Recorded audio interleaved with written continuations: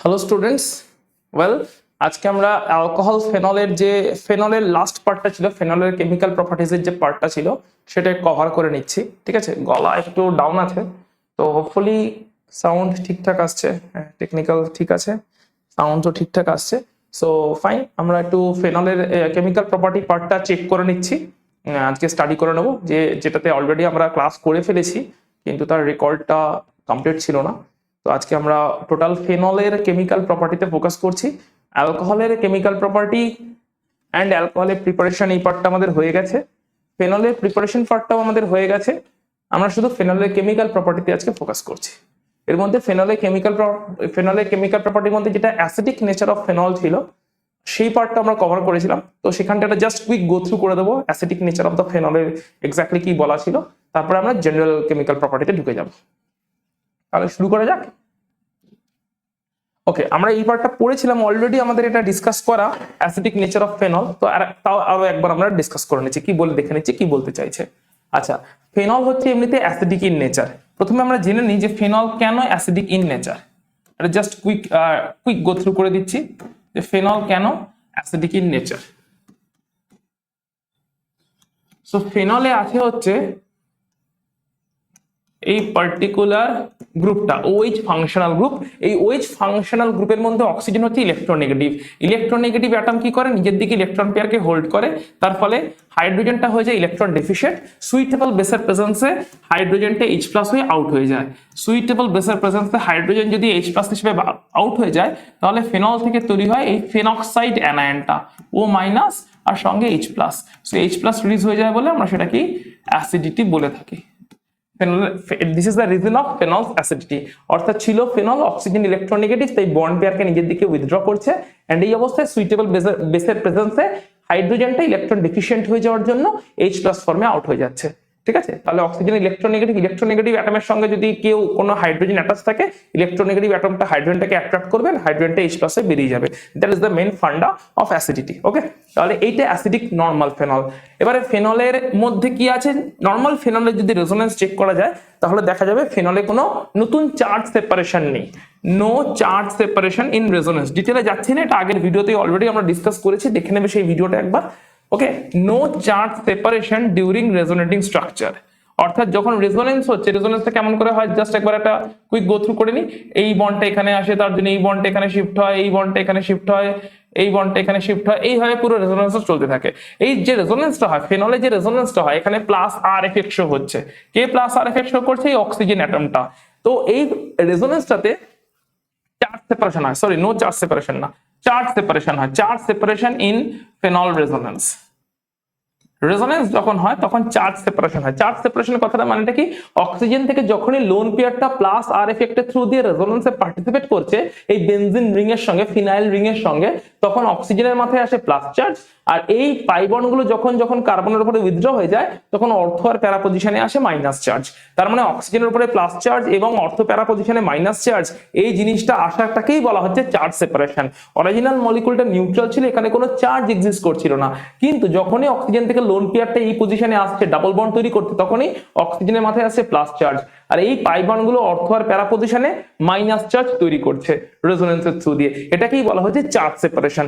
Charge separation হলে stability কমে যায়, তার মানে ফেনলের স্টেবিলিটি তুলনামূলকভাবে কম। কার থেকে? ফেনক্সাইডটার থেকে। ফেনলের স্টেবিলিটি তুলনামূলকভাবে কম কেন হলো? কারণ চার্জ সেপারেশন যদি হয় তাহলে লেস স্টেবল হয়ে যায়। চার্জ সেপারেশন, অরিজিনাল মলিকুলে কোনো চার্জ সেপারেশন ছিল না, কিন্তু যেই চার্জ সেপারেশনটা হলো রেজোনেন্সের থ্রু দিয়ে, তখন কি লেস স্টেবল হয়ে যাচ্ছে ফেনলটা। চলে আসি ফেনক্সাইড, যখন H+ বেরিয়ে যাবে দিয়ে ফেনক্সাইড আয়নটা তৈরি হবে। এই ফেনক্সাইড আয়নে অক্সিজেনের মাথায় মাইনাস চার্জ আছে, মাইনাস চার্জের জন্য একটা লোন পেয়ার আছে, আর এছাড়া বাকি দুটো লোন পেয়ার এমনিই থাকে। তো এই মাইনাস চার্জটা একইভাবে প্লাস আর এফেক্ট শো করে। মাইনাস চার্জটাও যখন প্লাস আর এফেক্ট শো করে তখনও এই পাই বন্ডগুলোর রোটেশন হয়, কিন্তু এখানে নো চার্জ সেপারেশন, নতুন করে কোনো চার্জ সেপারেশন হয় না, ওই মাইনাস চার্জটাই রোটেট করে। No charge separation through resonance বা ইন রেজোনেন্স। ঠিক আছে, তার মানে ফেনক্সাইডটা তুলনামূলক মোর স্টেবল থাকে। তাহলে সিচুয়েশনটা কি দাঁড়ালো? সিচুয়েশনটা এরকম দাঁড়ালো যে ফেনলের OH গ্রুপের অক্সিজেনটা তার লোন পেয়ারের প্লাস আর এফেক্টের থ্রু দিয়ে যখন ফিনাইলের রিং এর সঙ্গে একটা রেজোনেন্সে আসছে তখন একটা চার্জ সেপারেশন হয়ে যাচ্ছে, এক্সকিউজ মি, একটা চার্জ সেপারেশন হয়ে যাচ্ছে। কেমন ভাবে চার্জ সেপারেশনটা হচ্ছে? অক্সিজেনের উপরে প্লাস চার্জ আসছে আর অর্থ আর প্যারা পজিশনে মাইনাস চার্জটা ঘুরছে, এইভাবে একটা চার্জ সেপারেশন হয়ে যাচ্ছে যেটা ফিনলকে লেস স্টেবল করে দিচ্ছে। কিন্তু ফিনক্সাইড যে অ্যানায়নটা, এখানে কোনো চার্জ সেপারেশন হচ্ছে না আলাদা করে, এখানে মাইনাস চার্জটাই রোটেট করছে, মাইনাস চার্জটাই বেনজিনের সঙ্গে ফিনাইল রিং এর সঙ্গে রেজোনেন্সে আসছে এবং পুরো মাইনাস চার্জটাই বেনজিন রিং বা ফিনাইল রিং ধরে ঘুরতে থাকছে। অর্থাৎ এখানে মাইনাস চার্জের রোটেশন হচ্ছে, আলাদা করে কোনো চার্জ সেপারেশন হচ্ছে না, নতুন করে প্লাস চার্জ মাইনাস চার্জের সেপারেশন হচ্ছে না, এই এক্সিস্টিং মাইনাস চার্জটাই রোটেট করছে, এক্সিস্টিং মাইনাস চার্জেরও ডিলোকালাইজেশন হচ্ছে, আলাদা করে কোনো plus charge minus charge separation হচ্ছে না। সেই কারণে ফেনক্সাইড তুলনামূলকভাবে মোর স্টেবল। তাহলে যেটা লেস স্টেবল সেই দিক থেকে মোর স্টেবলে যাওয়ার একটা টেন্ডেন্সি থাকবে, এন্ড ফেনক্সাইড আয়ন তৈরি করার টেন্ডেন্সি থাকলে অবশ্যই সঙ্গে H+ তৈরি হবে, that is phenols will be acidic. এখন হচ্ছে এতদূর অব্দি হোপফুলি বুঝতে পেরেছো, আগের ভিডিওতে এটা ছিল। চলে আসি এবার ফেনলের অ্যাসিডিটি কোন কোন ফ্যাক্টর উপর ডিপেন্ড করে।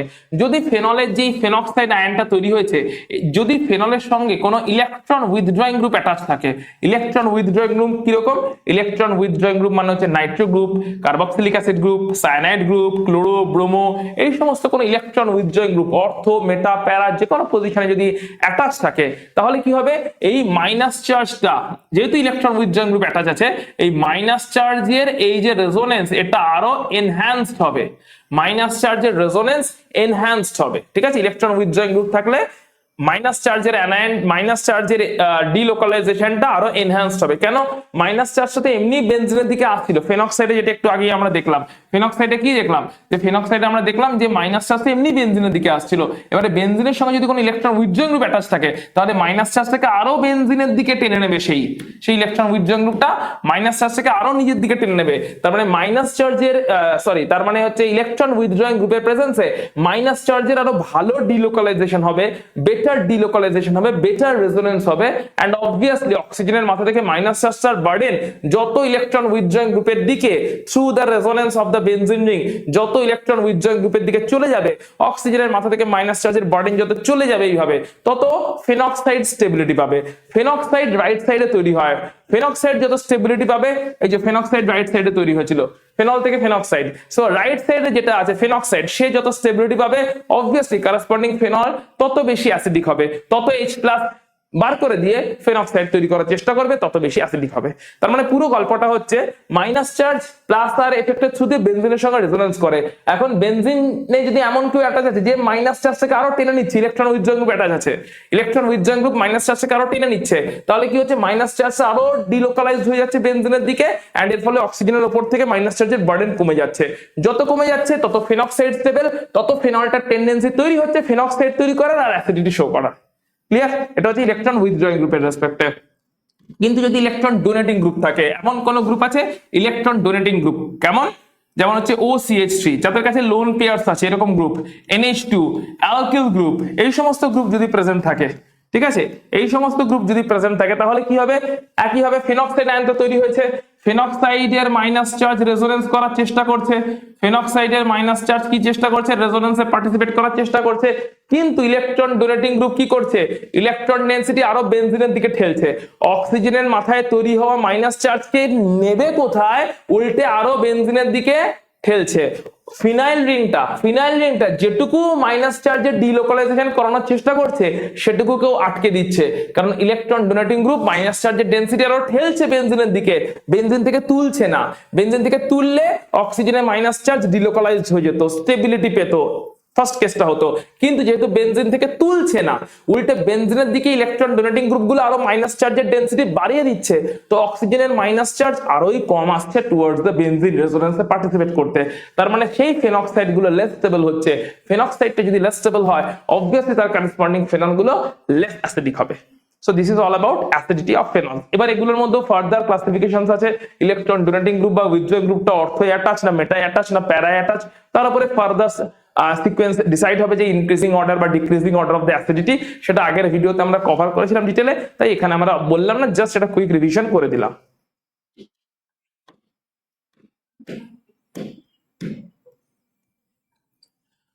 চলে আসছে এবার কিছু রিয়াকশন ফেনলসে। জিঙ্কের সঙ্গে রিয়াকশন, ফেনলের সঙ্গে যদি জিঙ্কের রিয়াকশন হয়, হিট করা হয়, তাহলে জিঙ্ক অক্সিজেনটাকে নিয়ে আউট হয়ে যায় এন্ড সঙ্গে হচ্ছে বেনজেন তৈরি হয়। So this is nothing but a reduction reaction. জিঙ্কের সঙ্গে একটা রিডাকশন রিয়াকশন হয়, ফেনল থেকে বেনজিন তৈরি হয়, জিঙ্ক দিয়ে হিট করলে জিঙ্ক অক্সাইড আউট হয়ে যায় আর বেনজিন তৈরি হয়।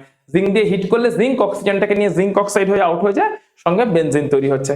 অ্যামোনিয়ার সঙ্গে রিয়াকশন, ফেনলের সঙ্গে যদি অ্যামোনিয়াকে রিয়াক্ট করানো হয় in presence of anhydrous ZnCl2, তাহলে অ্যামোনিয়াটাকে আমরা লিখতে পারি HNH2 এন্ড ক্লিয়ার কাট এখানে এই পার্টটা ডিহাইড্রেট হয়ে আউট হয়ে যায়।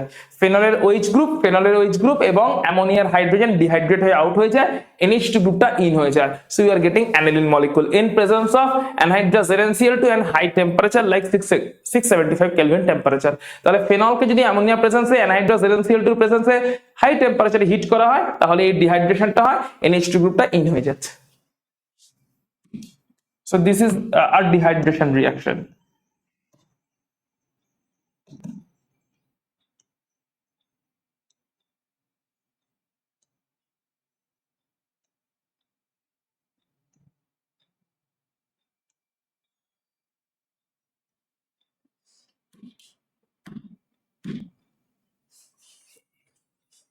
অ্যাসিটাইলেশন, অ্যাসিটাইল গ্রুপ কাকে বলে? CH3CO, এই পার্টিকুলার গ্রুপটাকে বলে অ্যাসাইল গ্রুপ বা অ্যাসিটাইল গ্রুপ।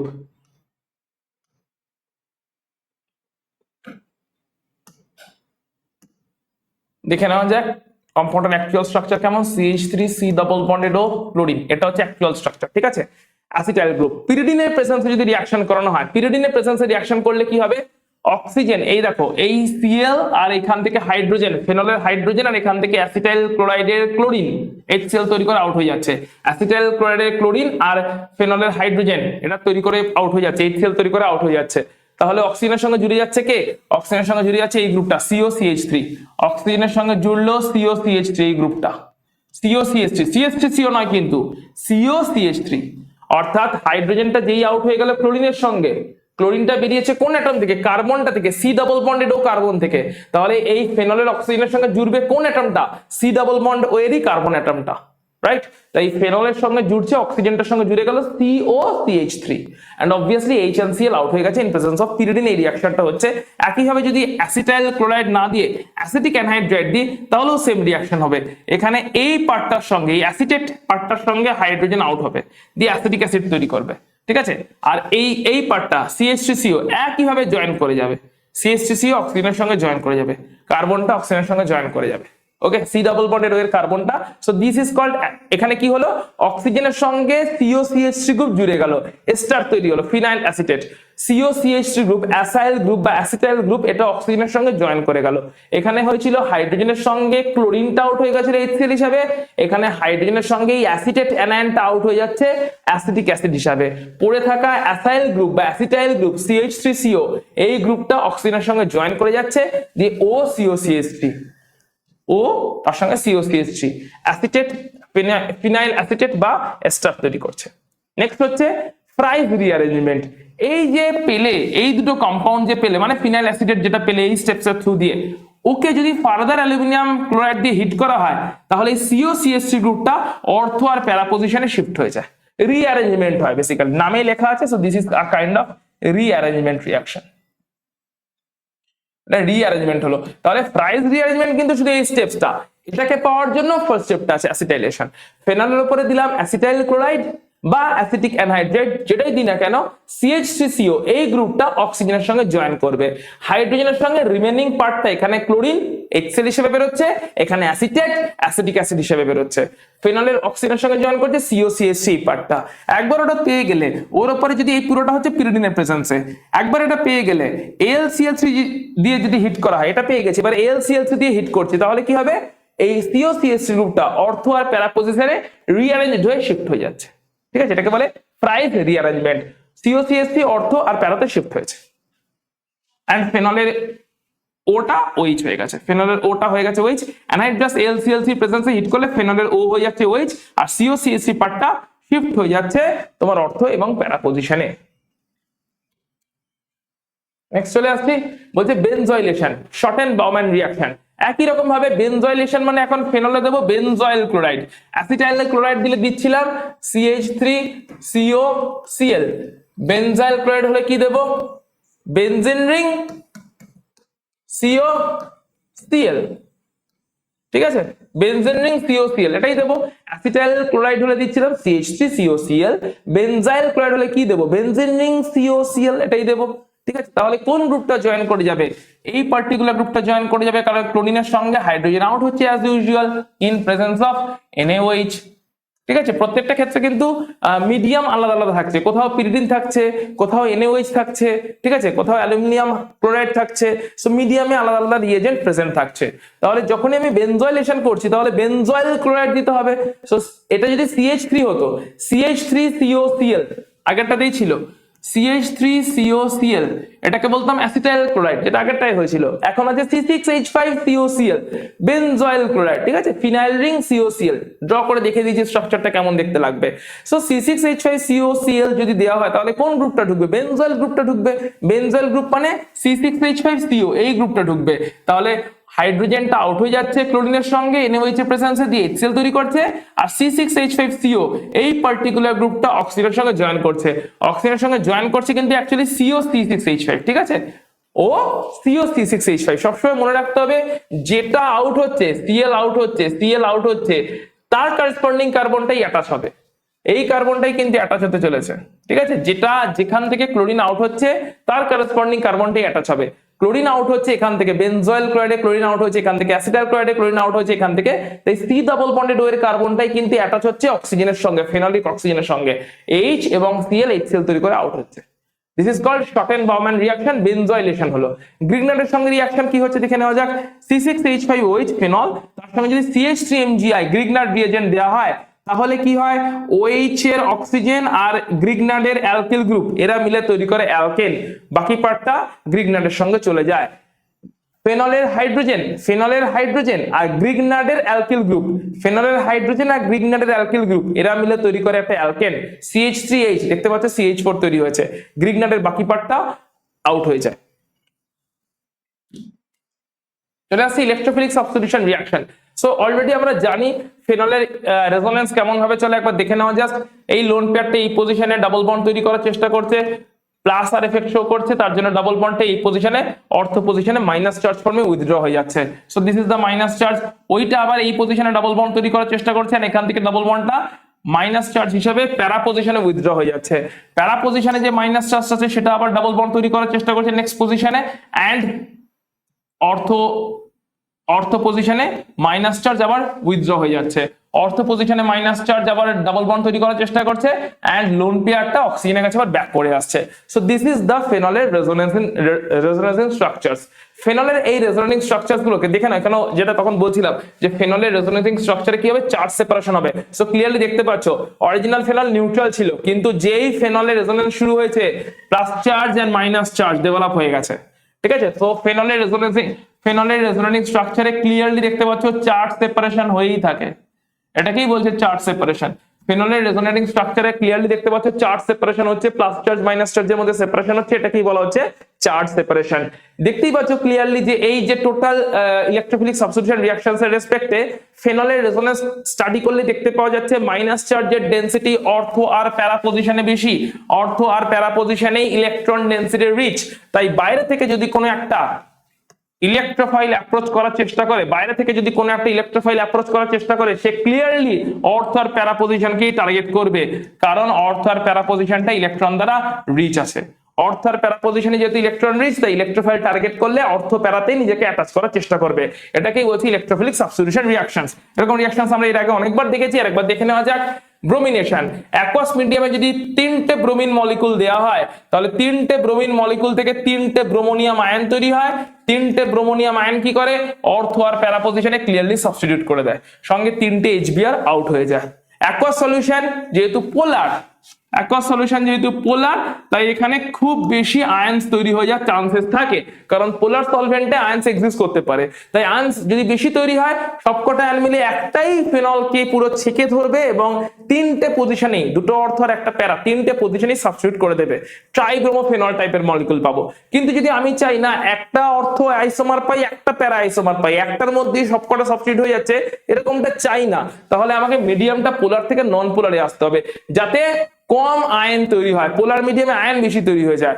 নন পোলার মিডিয়াম যেমন CH2 সলভেন্ট, কার্বন ডাইসালফাইড, নন পোলার মিডিয়াম হলে এখানে কিন্তু ব্রোমোনিয়াম আয়ন একের বেশি তৈরি হয় না এট এ টাইমে, ঠিক আছে, অল্প অল্প আয়ন তৈরি হয়। পোলার সলভেন্ট হলে প্রচুর আয়ন তৈরি হয়ে যেত, সবকটা আয়ন একসাথে অর্থ আর প্যারা পজিশনকে অ্যাটাক করে দিত অ্যান্ড ট্রাইব্রোমোফেনল পেতে।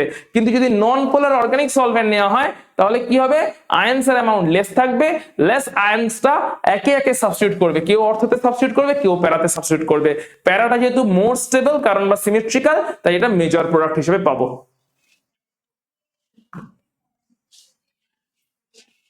নাইট্রেশন, নেক্সট হচ্ছে নাইট্রেশন।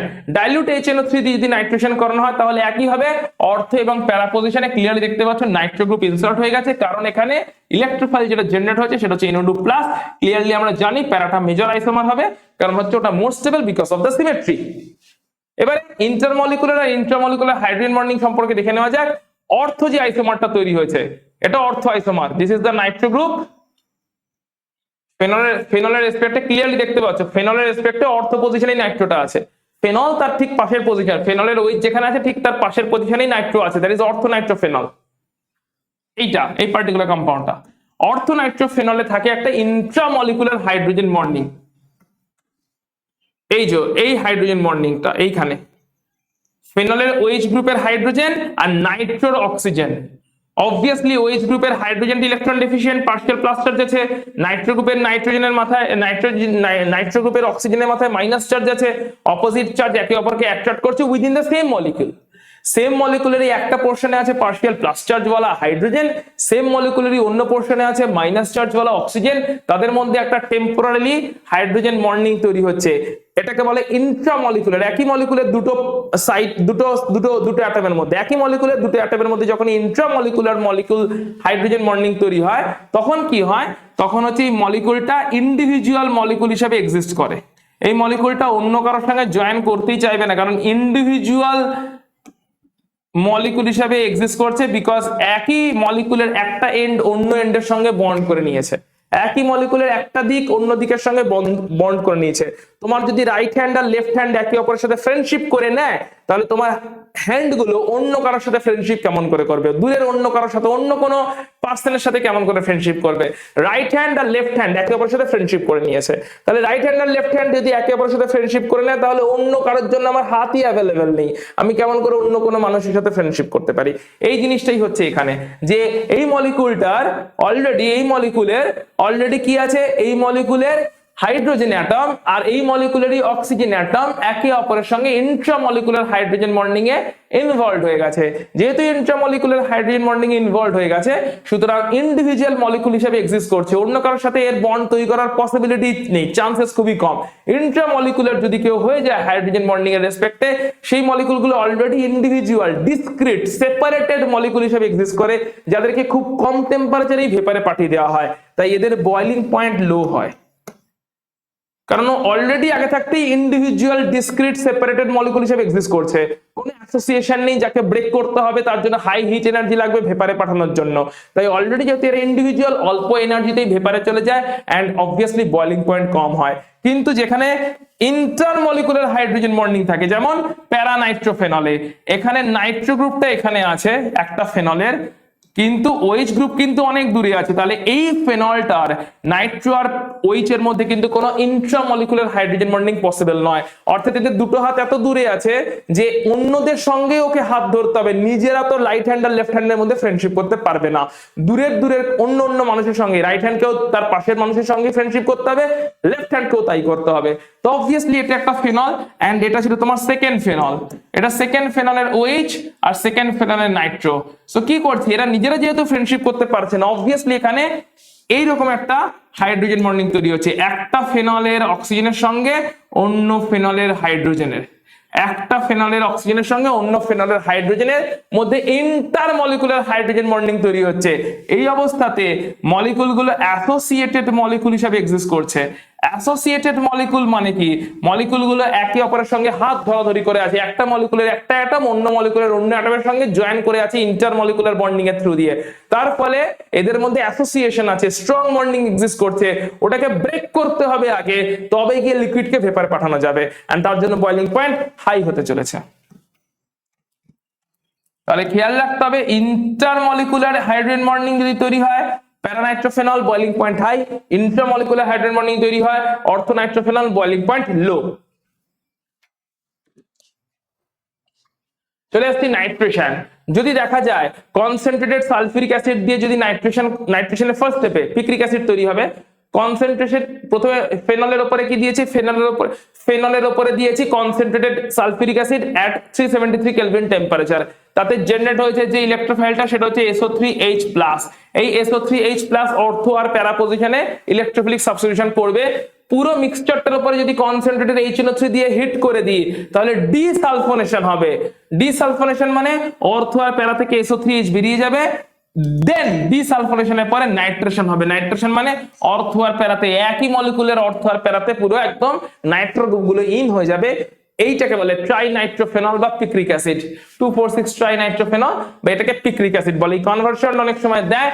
সো ফেনল থেকে প্রথমে কনসেন্ট্রেটেড সালফিউরিক অ্যাসিড দাও হাই টেম্পারেচারে, অর্থো আর প্যারা আইসোমার বানাও, তারপরে কনসেন্ট্রেটেড HNO3 দিয়ে হিট করো, প্রথমে ডিসালফোনেশন হবে, অর্থো প্যারা থেকে SO3H গ্রুপগুলো আউট হবে, আর তারপরে একটাই মলিকুলের উপরে নাইট্রো গ্রুপগুলো নাইট্রেশন করবে, 2,4,6 ট্রাইনাইট্রোফেনল বা পিক্রিক অ্যাসিড তৈরি হবে। এখান থেকে একটা কনভার্সন দিচ্ছি, বাড়িতে ট্রাই করবে।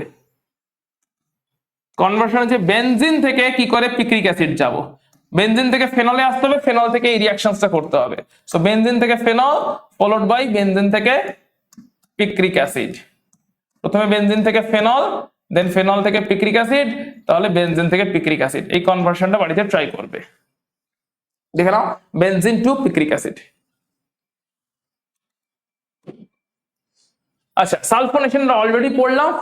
ফেনলের উপরে যদি কনসেন্ট্রেটেড সালফিউরিক অ্যাসিড দিই, কনসেন্ট্রেটেড সালফিউরিক অ্যাসিড ফেনলের উপরে দিলে লোয়ার টেম্পারেচারে 25 ডিগ্রি সেন্টিগ্রেড যদি টেম্পারেচার হয়, ফেনল কনসেন্ট্রেটেড সালফিউরিক অ্যাসিড কিন্তু লোয়ার টেম্পারেচার, তাহলে অর্থো আইসোমারটা মেনলি তৈরি হয়।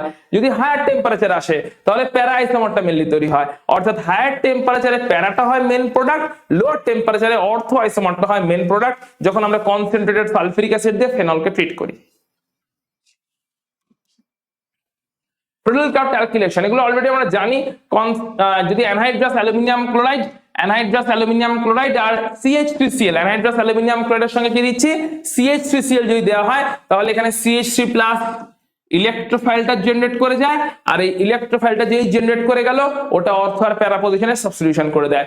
Prudhoe-Kraft অ্যাসাইলেশন, AlClC যদি দেওয়া হয়, অ্যানহাইড্রাস AlClC যদি দেওয়া হয়, CH3COCl অ্যাসিটাইল ক্লোরাইড, আগেও দেখেছি এই মলিকুলটাকে দেওয়া হয়, তাহলে যে ইলেকট্রোফাইলটা তৈরি হয় সেটা হচ্ছে CH3CO+, প্লাসটা কিন্তু কার্বনের মাথায়, CH3CO+, কারণ ক্লোরিনটাকে LClC আউট করে নিয়ে চলে যাচ্ছে, LClC আর ক্লোরিন LCl4- হয়ে আউট হয়ে যাচ্ছে, তাহলে CH3CO+ এইটা তৈরি হচ্ছে।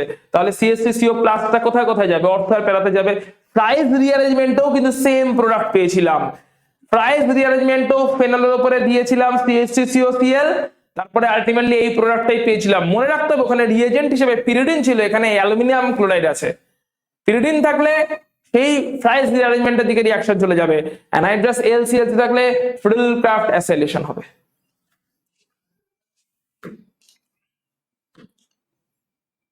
আচ্ছা, ফেনলের বেশ কিছু স্পেশাল রিঅ্যাকশনস আছে, স্পেশাল রিঅ্যাকশনসটা আমরা নেক্সট ভিডিওতে কভার করব। আজকে এতদূর অবধি থাকছে। ফেনলের যে সমস্ত স্পেশাল রিঅ্যাকশনসটা আছে ওটা আমরা নেক্সট আপকামিং ভিডিওতে আমরা ফরওয়ার্ড করে দেবো। ওকে, চলো, take care, tata, bye by.